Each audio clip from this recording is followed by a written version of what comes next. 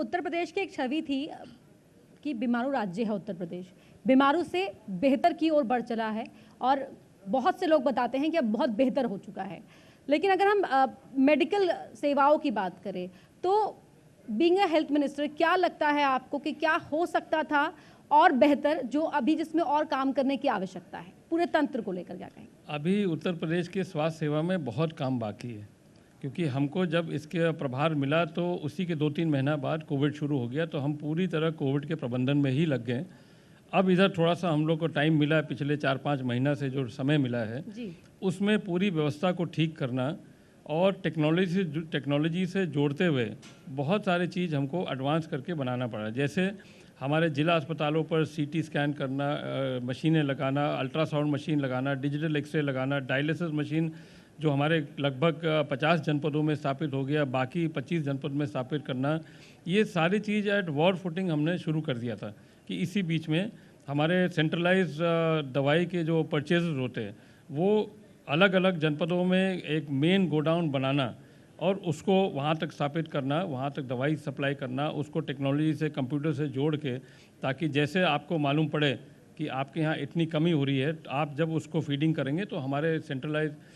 लखनऊ में पता चल जाएगा कितनी दवाई की स्टॉक है और कितना जल्दी हमको देना है। तो ये सब लेके, और उसी बीच में आपने देखा भी था जैसे कोविड हमारा समाप्त हो रहा था, बड़ी समस्या हमारे पास आई थी कि अधिक बरसात होने के नाते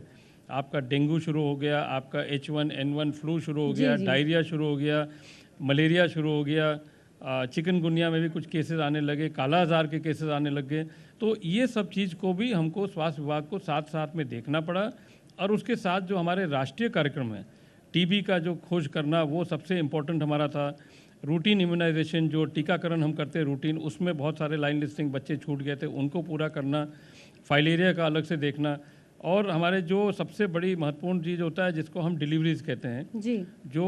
गर्भावस्था में जो हमारे आशा वर्कर के माध्यम से उनको ला के पंजीकरण करते हैं। 9 तारीख जो प्रधानमंत्री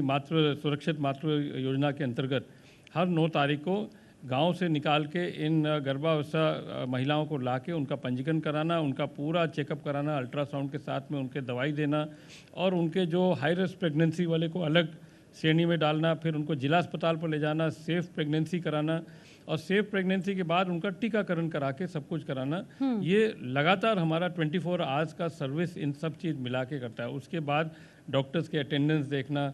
साफ सफाई देखना, पैरामेडिकल स्टाफ कितने हैं, शॉर्टेज कहाँ पर है, कैसे वहाँ लोक सेवा आयोग से हम लोग ने अपना अधियाचना करके फिर उसके बाद वहाँ से हम डॉक्टर्स मंगा रहे हैं। ये फुल टाइम जॉब है, 24 आवर्स जॉब है, और एक समय लगेगा इसको ठीक करने में, क्योंकि 2 साल के अंदर नहीं, इसमें 10, क्योंकि अगर मैं ये कह सकता हूँ कि अगर पहले की सरकारों ने थोड़ा इन सब छोटी छोटी बात पर ध्यान दिया होता तो आज इतनी बड़ी समस्या नहीं आती हमको। बिल्कुल। अच्छा, गोरखपुर ना मेडिकल हब बन चुका है। जो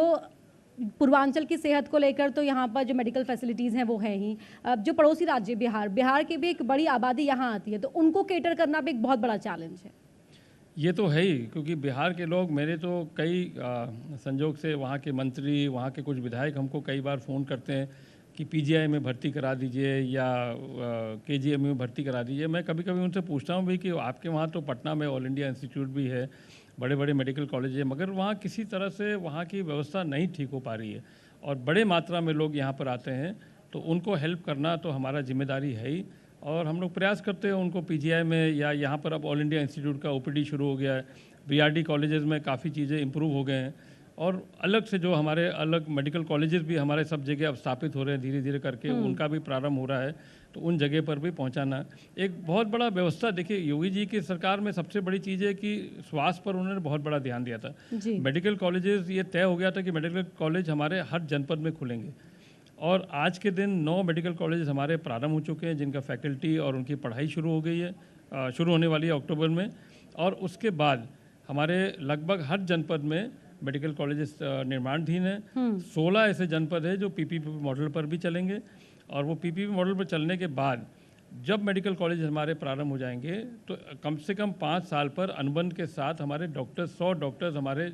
देहात क्षेत्र से भी निकल के हमारे सर्विस में आ जाएंगे। उनके साथ हमारा कॉन्ट्रैक्ट रहेगा, वो जैसे एमबीबीएस करेंगे तो हमारे सर्विस में आएंगे, तो हमको जो डॉक्टर्स की कमी मिलती है ज़्यादा, वो डॉक्टर्स आना शुरू हो जाएंगे। अच्छा, डॉक्टर्स की एक कमी को लेकर ये भी कहा जाता रहा है कि डॉक्टर्स पढ़ते तो हैं कि सरकारी